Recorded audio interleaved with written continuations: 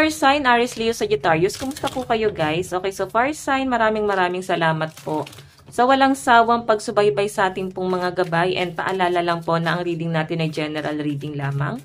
So maaari po kayo guys makarelate, maaari rin naman pong hindi, kaya gawing gabay lamang, okay? So tignan po natin fire sign, ano po ang inyong gabay kapalaran? Fire sign, Aries, Leo, Sagittarius, gabay kapalaran po, spirit guide. Okay, so guys, meron tayong King of Pentacles. Gabay kapalaran po ni fire sign. Meron po tayong Page of Swords.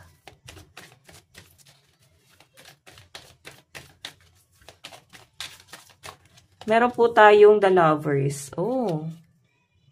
So, may nakikita ko dito guys, ending. Siguro may pagtatalo sa inyo ng person mo dahil po sa pera. Ayan, Page of Swords. Actually guys, hindi naman ganun kalala yung pagtatalo kasi siguro umiwas, the lovers, no? Love life mo. And nauwi to guys sa hiwalayan. May nakikita ako dito guys, partnership. So I think, kung nagkakasundo lang talaga kayo guys pagdating sa pera, nakikita ko ang daming magandang plano or blessing na paparating sa inyo guys. May nakikita rin akong travel dito. So, fire sign, kahit down na down ka ngayon, may nakikita akong partnership dito. Hindi man to sa person mo, pwedeng ito ay sa mga taong nasa paligid mo, pwedeng family mo, no? Okay? So, hayan guys, maaaring ikaw nagkakaroon ka ng mga doubt, lalo na pagdating sa mga connection mo sa mga kaibigan, parang feeling mo, hindi na sila guys gano'n nagpapakatotoo, or hindi mo na alam sino yung totoo sa inyo sa hindi. Para bang nag-aano ka guys, parang naguguluhan ka ngayon. Okay? Parang feeling mo wala kang kakampi ngayon.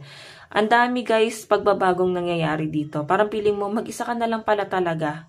Okay, so pagka ganyan, fire sign, magkaroon ka ng mga bagong circle of friends, mga bagong kakampi, kasangga, kapanalig, ayan. Huwag nyo guys, idepende lang yung sarili nyo sa isang tao or sa isang group of people. Kailangan magkaroon ka rin guys ng ibang group of people, no? Mag-explore ka, maging masaya ka, ayan, okay? So, think positive lang guys kasi ngayon, tinitignan mo yung value mo. King of Pentacles, ay nakahawak ka dun sa pera mo eh.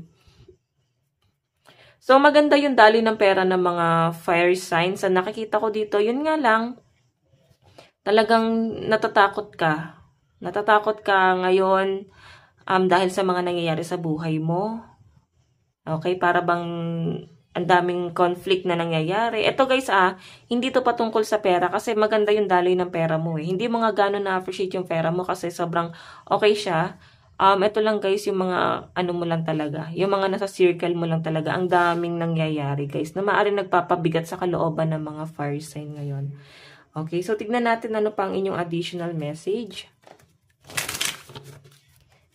Fire sign, Aries, Leo, Sagittarius.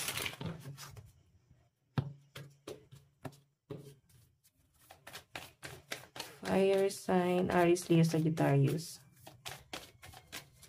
Meron po tayong mask, not showing the true feelings, hide, personify, pretend, deluge, and gaslighting. So, sa nakikita ko rito guys, ngayon medyo umiiwas kayo. Malakas ang pakiramdam ng mga fire sign. So, I think napapakiramdaman mo yung mga tao sa paligid mo ngayon. Okay, so meron po tayong girls with the snake. Girl with the snake, mag-ingat ka sa mga taong kaharap mo. Especially kaibigan guys, no? Mga malapit lang sa inyo, baka tuklawin kayo. Okay, may nakita ko dito, ayan, baka nga nakakausap nyo or basta malapit lang sa inyo guys. Twin flame, ibig sabihin matagal nyo nang kilala. Sa pinapakita sa akin guys, may hirapan kang makisama dito ngayon. Nararamdaman mo na may something, no? Siguro may mga sinasabi sila guys na napaka-sarcastic. Okay? Baka sarcastic yung mga ano nila sa inyo. Okay, kunyari kakampi ka pero may something pala nakakaiba rito. Okay, nararamdaman mo yan. Bakit parang yung mga tao sa paligid mo biglang nagbabago sa inyo? Ibig sabihin na pag-uusapan po kayo fire sign. Okay, kasi nandito po yung girl with the snake so may mga traitor talaga sa paligid mo. So mag-ingat kayo fire sign. Tingnan po natin or pwedeng napifeel mo yan na parang feeling mo pinagkakaisahan ka ngayon ng mundo. Tingnan natin pagdating po sa love life po ni fire sign, Aries, Leo, Sagittarius. Pagdating po sa love life. Pagdating po sa love life ni fire sign. Meron po tayong, ayan, 6 of Pentacles, give and take. Love life po ni fire sign, Aries, Leo, Sagittarius. meron tayong The Hermit. So, I think nalulungkot kayo kasi parang feeling nyo walang give and take na nangyayari sa connection yung dalawa ngayon. Sobrang down yung energy ng mga fire signs na nakikita ko rito. Nakakapag-isip-isip ka. Okay? Nag-iisip-isip ka rito, parang feeling mo hindi ka ganon binavalue or option ka ng person mo.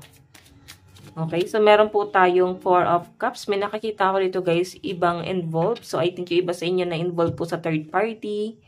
Or pwedeng yung isip ng person mo ay nasa ibang bagay. Or yung iba sa inyo guys, nalulungkot kayo. Or pwedeng person mo to, no? Kung sino man ang naglagay sa third party or nagkaroon ng third party. Kung ikaw yung nagkaroon ng third party, so I think ikaw tong nalulungkot. Kung yung person mo naman guys yung nagkaroon ng third party, so I think siya tong nalulungkot ngayon. Kasi may nalulungkot dito, no? May nagsisisi. Ayan, no? Para bang, ngayon po natututunang mahalin talaga tong taong to. Kumbaga, dati nag-explore, hindi masyadong pinansin. Yan yung nasa sense ko rito, okay? So, ngayon guys, para bang may panghihinayang na dito sa connection na to. Okay, so tignan po natin, pagdating naman sa kaperahan po ni fire sign. Ayan, pasensya na po sa mga sakyan. Okay. Kaperahan po ni fire sign, Aries, Leo, Sagittarius. Para bang, eto guys sa love life, may nakikita ako dito ng nangungulila. Nangungulila sa pagmamahal, nauuhaw sa atensyon, nakukulangan sa effort. So, may kulang. Okay? Tingnan natin pagdating sa daloy ng pera po ni fire sign. Meron po tayong Knight of Swords. So, I think meron kayo nakaalitan dahil sa pera. Or meron kayo makakaalitan ngayon dahil sa pera. Meron po tayong Ace of Cups. Nakikita ko na masyado mong binavalue yung pera mo kasi ganun mo kahirap kinita to. Or pwedeng nahihirapan ka na guys kasi magtrabaho na. Parang gusto nyo guys ng pahinga. May nakikita akong frustration dito. So, I think may mga napapagod na po. Okay, nandito po yung Knight of Cups. May mga napapagod na kakatrabaho. So, parang gusto nyo guys ng pahinga. So, pag ganito nararamdaman yung fire sign, walang masamang magpahinga, no? Maglaan ka rin ng araw para sa sarili mo. Okay, so titingnan natin guys ang inyong advice. Fire sign. Advice po ni fire sign. Meron po tayong sweet treat. So, ayan guys, siguro nahihilig ka sa pagkain, no? Ayan, limitahan mo yan. Yung iba sa inyo, hindi kayo madamot sa pagkain. So, ipagpatuloy mo lang guys. Kasi sabi nila, paano mo malalamang mabait ang isang tao? Kahit na ang pinapakita niya is napakasama, no? So, pag itong taong to guys, hindi madamot sa pagkain, mabait po yan. Okay? So, guys, ayan, nakikita ko sa inyo, hindi po kayo madamot sa pagkain kahit na sa tao or sa hayop. Talagang mapagbigay po kayo. Okay, so guys, ang lucky number mo is 50 and 2. Ito lang po ang inyong reading. Hanggang sa muli. God bless and love you all. Thank you.